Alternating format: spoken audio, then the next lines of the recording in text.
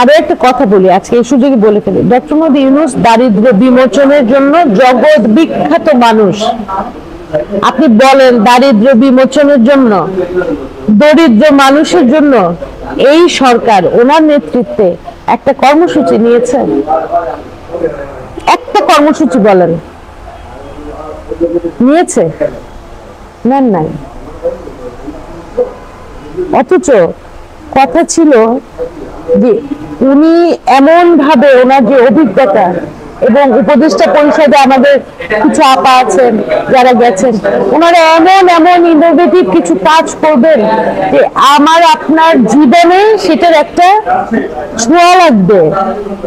সেখানে একটা প্রকল্প, একটা কাজে কি করছেন ওনারা, ওই ধরে ধরে এনে ইংরেজিতে এই ইসের কি বলে বিডার ইনভেস্টমেন্টের বিনিয়োগের 5 স্টার হোটেলে একটা কর্পোরেট কালচারটাকে উনি প্রমোট করছেন। এতে কি এই সরকারের জনপ্রিয়তা গ্রহণযোগ্যতা বাড়ছে? ওনারা ভুলের রাজ্যে বাস করছেন। আমি এই বক্তব্যটা দিতে চাই, আপনারা 5 স্টার হোটেল এবং ইভেন্ট ম্যানেজমেন্ট এবং কর্পোরেট কালচারে সরকারি টাকা খরচ করতে কোনো কষ্ট হয় না, ঘাম ঝরে। এই যে আমার আপনার যে ঘাম ঝরছে, তাদের কি সেই ঘাম ঝরে?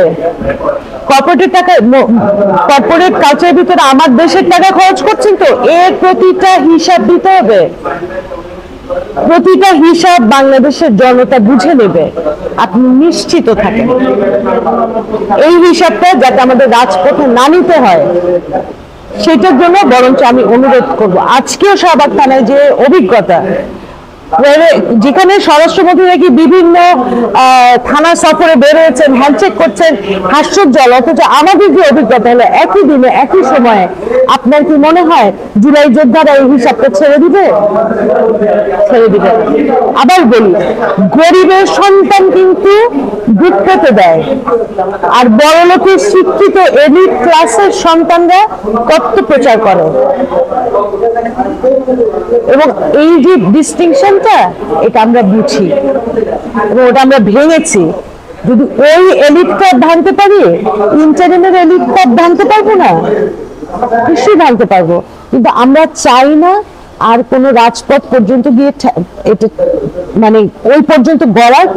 অনুরোধ থাকবে এই ইন্টারিম সরকারের এখনই জিনিসটাকে অনুধাবন করা, এই সমস্ত এলিট গ্রুপের যত পরামর্শক, এনজিও, মানে আগে থেকে এরা কিন্তু যুগ যুগ ধরে করছে। 111 এর সময়ও বদিউল আলম মজুমদার ছিলেন, 2024-এও বদিউল আলম মজুমদার।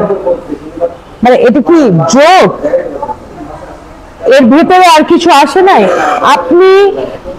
আপনি উপদেষ্টা বলেন, এই বলেন, সে যেখানে বলেন, আপনি জুলাইয়ের আপোষহীন যোদ্ধাদেরকে দিবেন যারা দায়বদ্ধতার জায়গা থেকে রাস্তায় নেমেছিল, কারো টাকা নিয়ে না, ঠিক কি না বলেন? আপনি তাদেরকে দেশ গড়ার কাজ, তাদের হাতে দেশ গড়ার কাজ তুলে দিবেন, সেটা আপনি দেন নাই।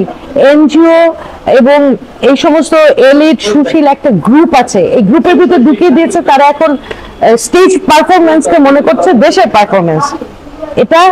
এগুলো ঠিকবে না।